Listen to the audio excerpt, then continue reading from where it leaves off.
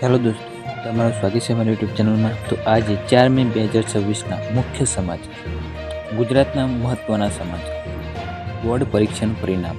ગુજરાત માધ્યમિક અને ઉચ્ચતર માધ્યમિક શિક્ષણ બોર્ડ દ્વારા આજે ધોરણ 12 સાયન્સ અને વિજ્ઞાન પ્રવાહ, ધોરણ અને સામાન્ય પ્રવાહનું પરિણામ જાહેર કરવામાં આવશે। ધોરણ 10નું પરિણામ 6 મેના રોજ જાહેર થવાની શક્યતા છે। પેટા ચૂંટણી મતગણતરી।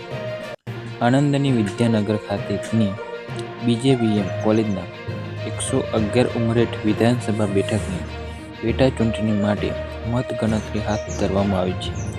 આ વિસ્તારમાં ચુસ્ત પોલીસ બંદોબસ્ત અને ટ્રાફિક ડાયવર્ઝન ગોઠવવામાં આવ્યું છે। હવામાનની આગાહી।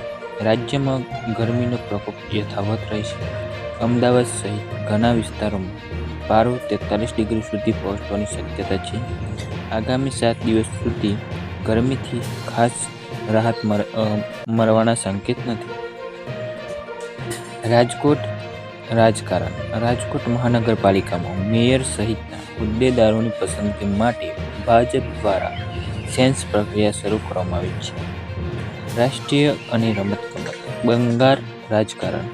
પશ્ચિમ બંગાળમાં ચૂંટણી બાદની સ્થિતિ અને કેટલીક બેઠકો પર ફરીથી થયેલા મતદાનને લઈને રાજકીય ગરમાવો જોવા મળી રહ્યો છે।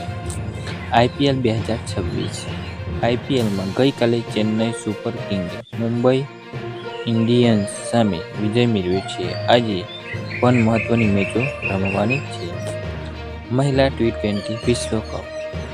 ભારતીય મહિલા ટીમની જાહેરાત કરવામાં આવી છે, જેમાં નવા ચહેરાઓને સ્થાન મળ્યું છે। આંતરરાષ્ટ્રીય। મધ્ય પૂર્વ તણાવ। અમેરિકા અને ઈરાન વચ્ચેના સંબંધોમાં ફરી એકવાર તણાવ વધતો જોવા મળી રહ્યો છે, જેની અસર વિશ્વ સ્તરે પડી શકે છે। આજનું રાશિફળ। સોમવાર હોવાથી આજે મેષ અને સિંહ રાશિના જાતકો માટે દિવસ શુભ રહેવાની આગાહી છે। તો દોસ્તો, તમને વિડીયો ગમ્યો હોય તો મારી યુટ્યુબ ચેનલ સબસ્ક્રાઈબ જરૂર કરો।